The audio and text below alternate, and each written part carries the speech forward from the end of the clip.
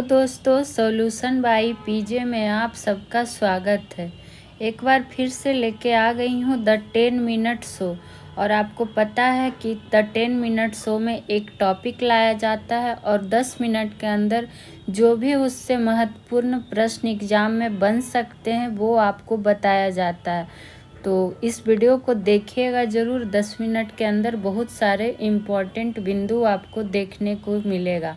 तो आज का जो हमारा टॉपिक है वो है औरंगजेब, जैसा कि आपको दिख ही रहा होगा, जिसका शासनकाल 1658 से लेके 1707 तक था। और इसी से संबंधित आज महत्वपूर्ण बिंदु पे चर्चा करेंगे। और इसके पहले आपको पता है, चूँकि मुग़ल वंश से ही द 10 मिनट शो स्टार्ट किया गया है, तो मुग़ल वंश में जिस जिस शासक को हम पढ़ चुके हैं एक बार उसका रिकॉल कर लेते हैं। तो क्या क्या हम लोग पढ़ चुके हैं मुग़ल वंश में। तो सबसे पहले हमने पढ़ा था मुग़ल वंश का संस्थापक बाबर के बारे में, जिसका कार्यकाल कब से कब तक रहा था, तो 1526 से लेकर 1530 तक। वहीं बाबर के बाद बाबर में जो भी इम्पोर्टेंट बिंदु बन सकते थे वो आपको सारे बताए गए हैं। उसके बाद हम लोगों ने पढ़ा था हुमायूं के बारे में, और हुमायूं का जो शासन रहा था 1530 से लेकर 1556 तक।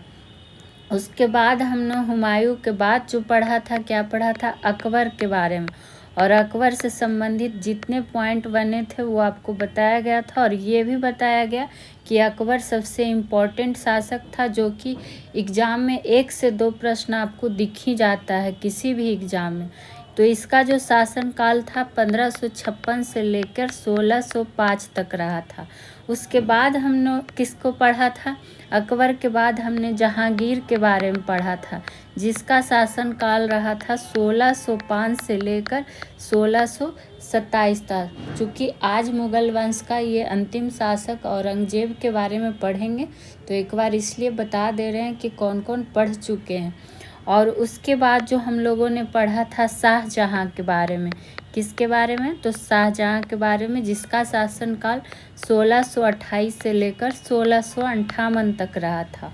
और आज जो पढ़ेंगे औरंगजेब, जो कि 1658 से 1707 तक।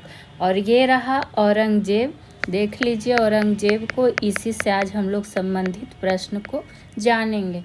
तो इससे महत्वपूर्ण बिंदु में जो पहला पॉइंट बनेगा औरंगजेब से, वो क्या बन रहा है कि सबसे पहला पॉइंट कि 1658 से 1707 तक ये भारत का बादशाह माना जाता है, जिसकी चर्चा हम लोग पहले ही कर चुके।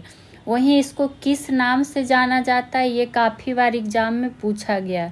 तो जिंदा पीर और आलमगीर, ये दोनों नाम काफ़ी बार पूछा गया है, तो इसको ध्यान रखिएगा। इसका अगर जन्म स्थान की बात कर ले तो उज्जैन के दाहोद में हुआ था। ये किस धर्म का अनुयायी था, ये काफ़ी बार पूछा गया। तो सुन्नी धर्म का अनुयायी था। कौन, तो मुग़ल सम्राट कौन, औरंगजेब। ये ऐसा मुग़ल शासक था जिसका 2 बार राज्याभिषेक हुआ था। तो ये भी पूछ सकता है कि किस मुग़ल शासक का 2 बार राज्याभिषेक हुआ था। आगे जो इससे पॉइंट बनेगा, इसकी पत्नी का नाम, तो दिलरास बानो बेगम, जिसको कौन सी उपाधि प्रदान की गई थी, रबिया उद दौरानी। और ये जो उपाधि है यही पूछा जाता है एग्जाम में, तो ध्यान रखना है। और इसी तरह का regular session the 10 minute show आपको मिलता रहेगा। तो आप लोग को अगर अच्छा लगता है तो वीडियो को लाइक, शेयर, सब्सक्राइब चैनल को ज़रूर करें। और 10 मिनट के अंदर इम्पॉर्टेंट जानकारी आपको मिलेगी।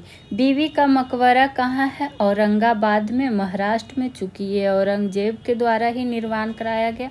और इसी बीबी के मकबरा को क्या कहा जाता है, ताजमहल की गंदी नकल, जो कि काफ़ी बार एग्जाम में पूछा भी गया है कि ताजमहल की गंदी नकल किसे कहा जाता है।